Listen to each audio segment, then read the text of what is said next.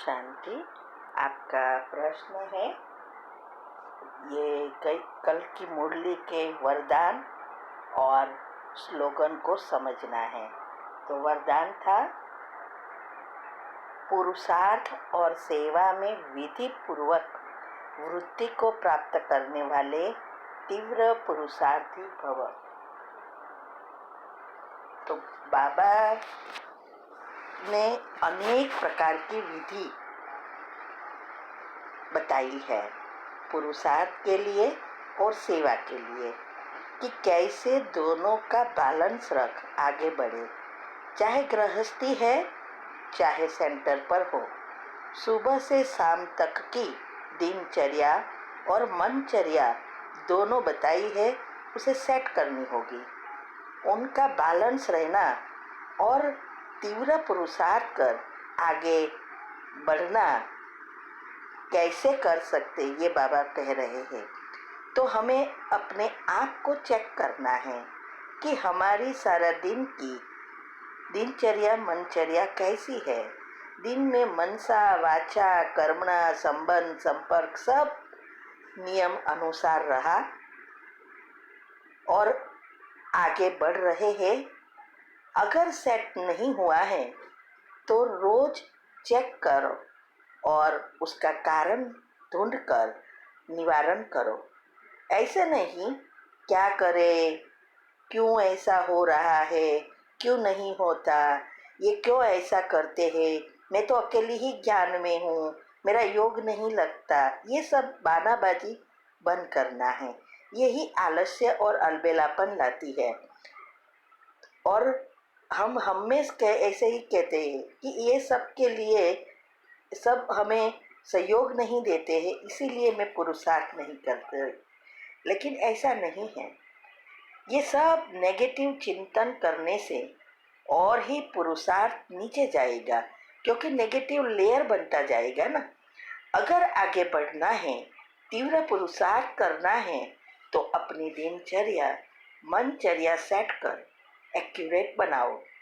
ब्राह्मण जीवन का अर्थ ही है सब कुछ नियम मर्यादा अनुसार चलना, जीवन जीना। क्योंकि जो हमें सतयुग में चाहिए उसका रिहर्सल अभी करना है, और रिहर्सल तब होगा जब हमारे संस्कार परिवर्तन होंगे। तो ये ब्राह्मण जीवन अमूल्य जीवन है। आजकल हम देखते हैं दुनिया में सबका जीवन जैसे सुकान बिना की नैया जैसी है। जैसा जो पवन आया उस तरफ जाते रहते हैं, अपना कुछ नहीं सोचते। तो ऐसा हमारा नहीं चाहिए। दूसरा आपका प्रश्न है स्लोगन। तो स्लोगन यह था कि स्वच्छता और सत्यता में संपन्न बनना ही सच्ची पवित्रता है। तो ये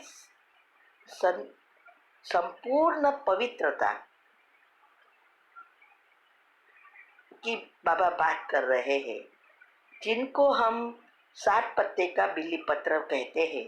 हमने बताया है YouTube के टॉपिक में कि रोज उसको चेक करना है, चेंज करना है, माना पवित्र बनाना है। इससे हमारे जीवन में सारे गुण नेचुरल होते जाएंगे, हम गुण स्वरूप बन जाएंगे। तो तब हम देवता बन सकेंगे।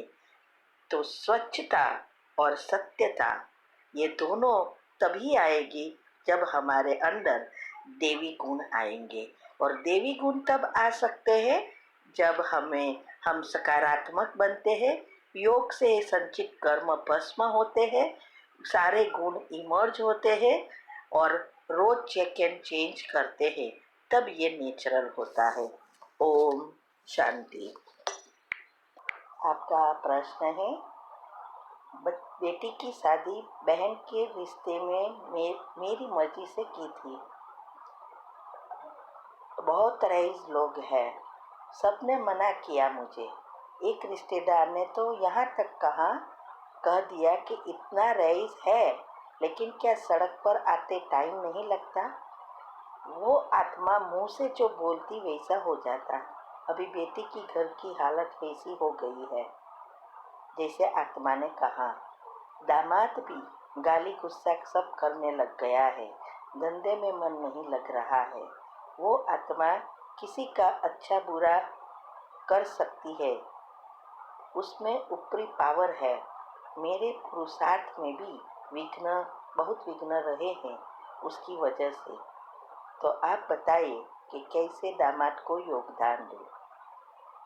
उत्तर है, देखो, पहले तो किसी की भी पावर हम बाबा के बच्चों के भगवान के हम बच्चे हैं, उससे ज़्यादा हो ही नहीं सकती अगर हमारा योग पावरफुल है तो। दूसरा, आपने कहा कि आपकी बेटी के लिए सब रिश्तेदार, सब लोग उसको मना करते थे। तो मेरे ख्याल से मना कर रहे हैं उसका मतलब यह है कि वो लोग जानते थे कि ये लड़का कैसा है। तो वो रिश्तेदार ने जो बात कही उसके लिए ही कही होगी। आप कैसे नेगेटिव सोच सकते हैं? क्योंकि बड़े घर के बच्चे मोस्ट बिगड़े हुए ही होते हैं, और उस आदत तब पता चलती है जब शादी करके घर पे जाते हैं। हमारा खुद का ये अनुभव है, और इसके लिए ही डिवोर्स प्रॉब्लम होता है। तो ये जो है, रिश्तेदार बुरा नहीं है, आपके दामाद की आदतें ऐसे पहले से ही है पैसा उड़ाने की। देखो, करोड़ है ना, तो भी एक दिन में उड़ा सकते हैं। इसीलिए ये पहले तो नेगेटिविटी छोड़ो कि इसने कहा इसीलिए ऐसा हुआ, ये रॉन्ग है।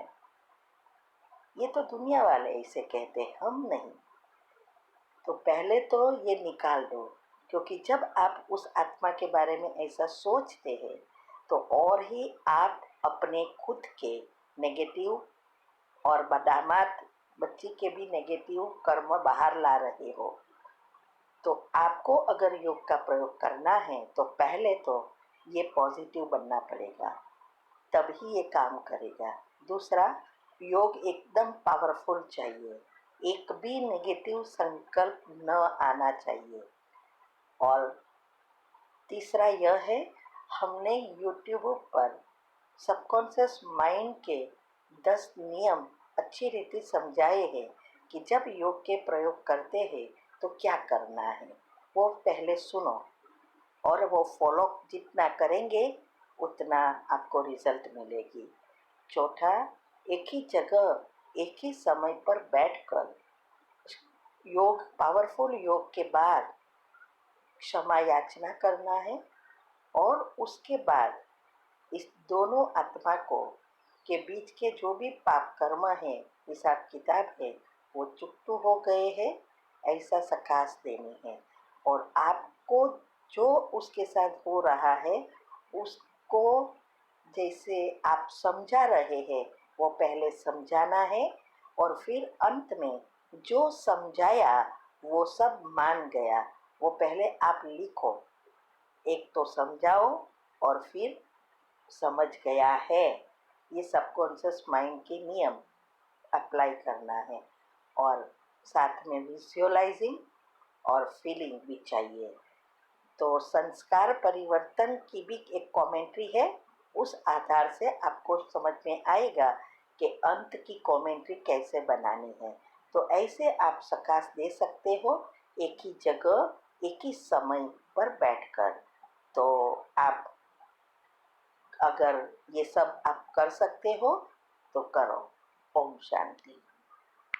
प्रश्न है कि हम इंसान आत्मा हैं और हम अपना भाग्य लिखते हैं।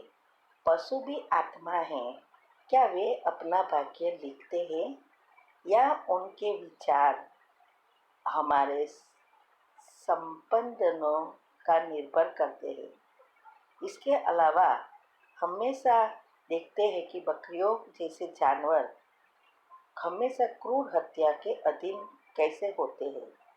कौन किस्मत लिखता है? सभी जानवरों को एक समान भाग्य नहीं है और उनका इंसान के साथ इतना बुरा कर्म खाता क्यों है? अन्य जानवरों के विपरीत बार बार क्यों मारा जाता है? उन्होंने कभी क्या अपराध किया है? ऐसी दुर्दशा क्यों है? उत्तर है, पहले तो ये समझो कि भाग्य लिखना का अर्थ क्या है। जब आत्मा ऊपर से आती है तो अपने संस्कार अनुसार एक्ट करती है और उसके अनुसार कर्म बनते हैं और भाग्य बनता है। और जब हम बाबा के बच्चे जो भी बनते हैं वही अभी उसको ही पता है कि कैसे भाग्य बदल सकते हैं। दुनिया में ये बातें पता नहीं है। तो पशु पंखी की आत्माएं भी वो भाग्य लिखती नहीं है, लेकिन वो भी जब नीचे आती है तो उसके अंदर भी संस्कार अपने अपने भरे हैं और उस अनुसार कार्य करती है और कर्म फल भोगती है। क्योंकि कई बार उसमें भी लड़ाई झगड़ा होते हैं, एक दूसरे को मारते हैं, बहुत कुछ होता है। तो उसके हिसाब से वो अपना सुख दुख भोगती है। आपने देखा होगा कई पालतू जानवर को कितनी अच्छी रीति रखते हैं। कुत्ते देखो, कुत्ते को कितनी अच्छी रीति खिलाते पिलाते नहलाते, प्लेन में घूमने ले जाते, सब कुछ करते हैं। और कई कुत्ते को तो बाहर से ही भगा देते हैं। तो ये सब अपने अपनी योनि में अपना अपने कर्म के अनुसार भाग्य बनता है और भोगते रहते हैं। इसमें भाग्य बदलने की बात नहीं है।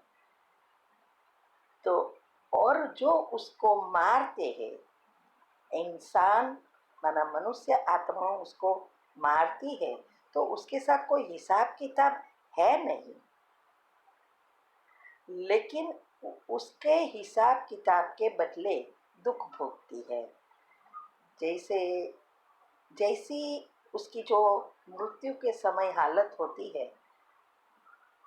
डर, एंजाइटी, ये जो भी उसको फीलिंग होती है, वो सब उसकी मांस के साथ रहती है।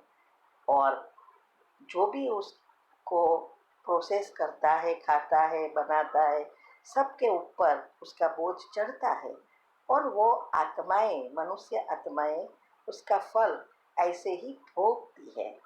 तो आप देखो कि कितनी बीमारियां अभी कलयुग में जो आ रही है वो माइंड की नेगेटिव एनर्जी से ही है। क्योंकि अभी ही नेगेटिव ऐसी चीज़ें बहुत हो रही है और उसकी भोगना मिलती है। तो इसका मतलब ये नहीं कि इस बकरी या कोई भी जानवर के साथ हिसाब है, नहीं। वो उसकी एनर्जी, उसने बुरा किया, किसी को मारा, तो उसके हिसाब से वो उसका दर्द पाया। लेकिन कई आत्माएं ऐसी भी है जैसे मनुष्य के साथ हिसाब किताब वैसे नहीं होते हैं, लेकिन जैसे कुत्ता होता है तो कुत्ते के साथ उसने भी ऐसा अच्छा कर्म किया है तो वो उसका घर, उसकी पालना होती है और वो भी वफादार होकर उसके बॉस का ध्यान रखते हैं। तो ये इंटरनल एक दो का हिसाब किताब है। बाकी अपने अपने योनि में अपने अपने संस्कार अनुसार कर्म करते हैं और भोगना भोगते हैं। इसीलिए हमें तो सबको सकाश देनी है और ये सब का आधार हम आत्माएं ही है। खास करके 9 लाख आत्माएं, जिसके ऊपर सारी सृष्टि की सभी आत्माएं, प्रकृति सहित सब उसके ऊपर निर्भर है। वो पावन बनेगी तो सब कुछ, सब पावन बन जाएगा। वो सुखी बनेगी तो सब सुखी हो जाएंगे। इसीलिए बाबा कहते हैं हम आधार मूर्त और उद्धार मूर्त है। ओम शांति।